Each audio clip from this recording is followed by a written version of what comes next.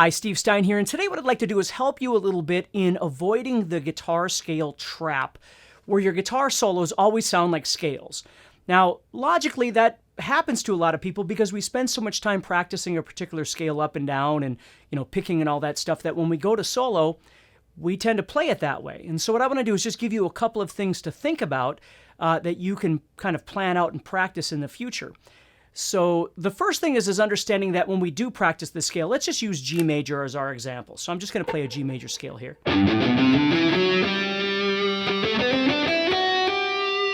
Okay, and again, it doesn't matter what position, and it doesn't matter what scale you're using. These ideas I'm going to give you here can apply to pentatonic as well as diatonic. But the big thing that I think about, there's really three things that I want you to try and explore, maybe four things. But the first one is what I always tell students, let's think of it as intervallic playing. Now, when I say intervals, I'm not necessarily talking about creating a pattern of thirds or fourths or something. Not so deep, okay? If you're just kind of learning how to solo and you want to make your solo sound a little bit more exciting and less like a scale, what I want you to do is just think about jumping over things. Instead of always playing straight up and down, which you're going to get that kind of sound, what I want you to concentrate on is jumping over strings, okay, or jumping over notes within the scale. And it takes a little while, and of course it takes practice and study and all these other things. But think about it this way. Instead of just playing up and back down, what we could do is explore movements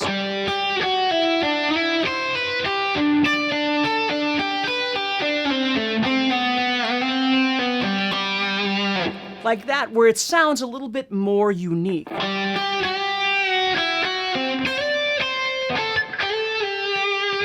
Okay, and you can do that anywhere on the fretboard. I mean, if you, again, I'm just playing G major here, or E minor, depending on how you want to look at it.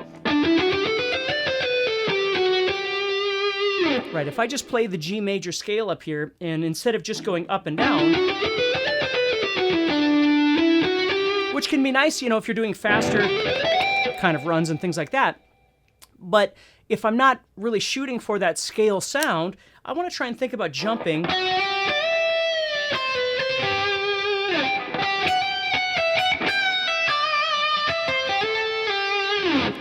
over things. Okay, so that's the first category, is intervallic playing. And again, I don't mean it in a deep theory manner.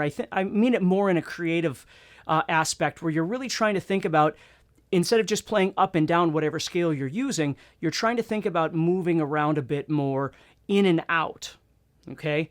So you're avoiding just playing scales up and down all the time, okay? The second thing I want you to think about, which is kind of like intervallic playing, but it's a little more constructed, is playing arpeggios or arpeggio ideas. Now, an arpeggio is a broken chord. So if you were to take, for instance, a G major chord, and instead of just strumming it, you play the individual notes of that chord, you'd be playing an arpeggio. But guitar players, when we solo, we're not just looking at a chord and just doing this. What we have a tendency of doing is trying to find the notes of that chord. Now, again, you either know your theory to know that a G major chord is comprised of G, B, and D, which is the root, the third, and the fifth, all that kind of stuff, or you don't, and you just have the ability of being able to visualize a chord shape on your guitar, and either way works just fine.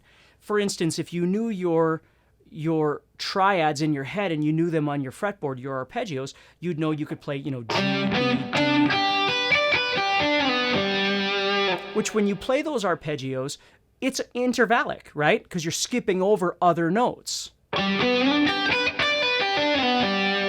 But if you don't know all of that just yet, again, this is a wonderful thing for you to study, but let's say you can just visualize a chord on your guitar. So you don't know all of your theory and you don't know all of that stuff on your fretboard, but you can visualize a G chord on your guitar, or a G chord up here on your guitar, right? Something like that.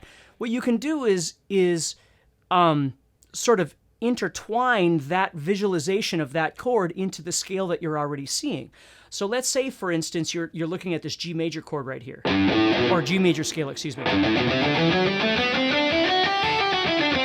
And again, don't worry about what I'm playing. If you play your G major scale here or whatever, it's perfectly fine, okay? But what I'm doing is I'm visualizing this G major bar chord right here, and I'm visualizing the G major scale as well. So what I can do is, instead of just playing up and down the scale, which is what we're trying to avoid right now, what I can do is drop into that shape, that G major shape, and play that as an arpeggio, right? So let's say, for instance, we're visualizing this G major bar chord. So what I'm going to do is go to the 5th fret of the 4th string, and the 4th fret of the 3rd string, and the 3rd fret of the 2nd string, and the 3rd fret of the 1st string, because those are the bottom 4 strings of this G major chord. So I'm visualizing. You see? Now, while I'm visualizing that, I'm also able to see the G major scale sitting right here. So at any time, I might be playing in this position, and I could drop back into that chord shape and play the arpeggio sounds of that chord.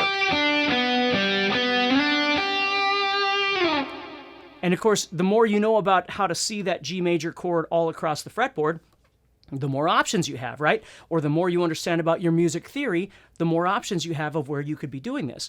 So right now we've got intervallic ideas and we've got arpeggios. So instead of just going, we're thinking about how we could play more intervallic,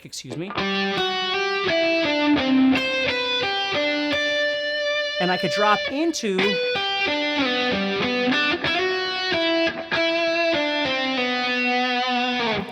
an arpeggio. Now, the nice thing about the arpeggio as well is any of the notes that make up that chord are great notes for you to emphasize within the context of your chord, or your solo. Sorry about that. So instead of always just going to G, a G chord is being played and you're always emphasizing the note G, which G is a wonderful note, okay? But if you can visualize the chord shape, any of these notes could be emphasized. They're great target notes to try and push your movements towards one of those notes. So if this chord's being played, and you go,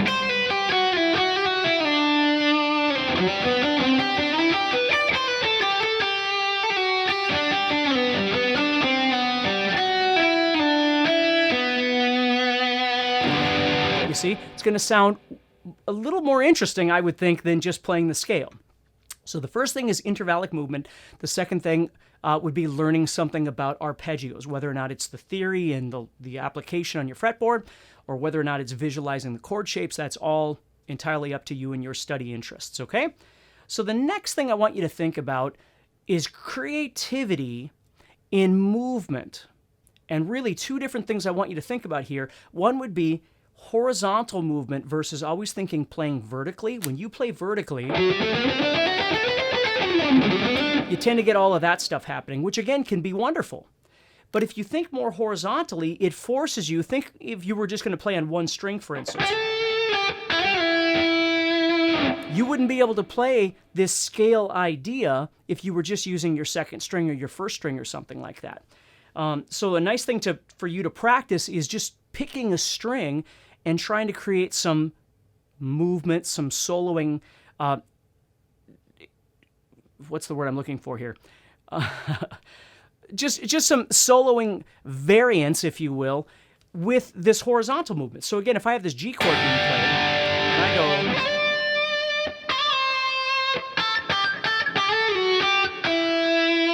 it's going to sound different. And of course, what's nice about this too is I can use all of this sliding stuff. Okay, so I'll slide back and forth, or you could use hammer-ons. And then I use that as well in the context of my regular playing. So if you think about my G major scale sitting right there, and I've got this intervallic movement going on, and I've got these arpeggios sitting here, well, I can go back and forth between all of that horizontally using slides or hammer-ons or different things like that. One thing I love to do is to play a note and then slide to it. So let's say, for instance, I was going to play the 8th fret of the 2nd string, which is a G, okay? So I'm going to play this note, but instead of just playing it, I'm going to slide from the 7th fret up to the 8th fret as well. So it reiterates the G with that slide. And sometimes I'll slide back.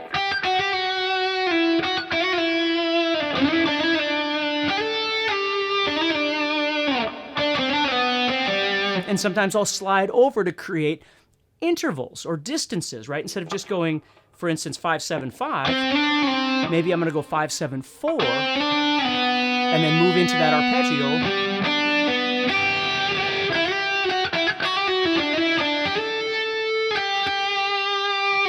Okay, and then of course I've got bending and all these other great things that you can add in. So this discussion obviously only introduces you to different concepts. You're still going to have to study them, right? You're going to have to be introduced to them, which is what I'm trying to do right now. You're going to have to study them, practice them, memorize them, and then ultimately apply them in whatever way you see fit, whether you like to play slow or fast or pentatonic or diatonic, whatever it is that you like. But the trick is you need to break out of just,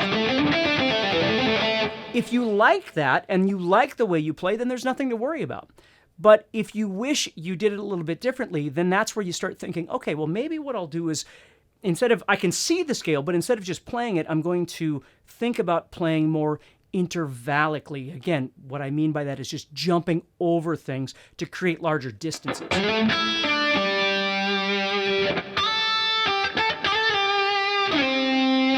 Now I'm playing A minor pentatonic here.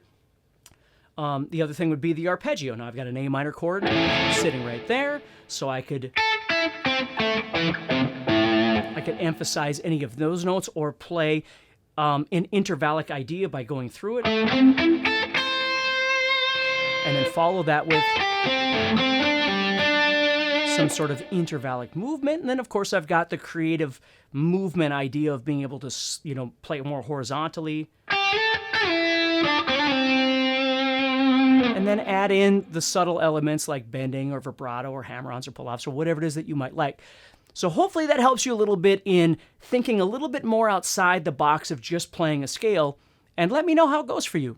Make a comment and let me know if that helps you a little bit. And certainly share if you find this useful. Share it with somebody else, and we'll see if we can't make their guitar playing a little more successful for themselves and make them feel a little bit better. So take care, stay positive, and I'll talk to you soon.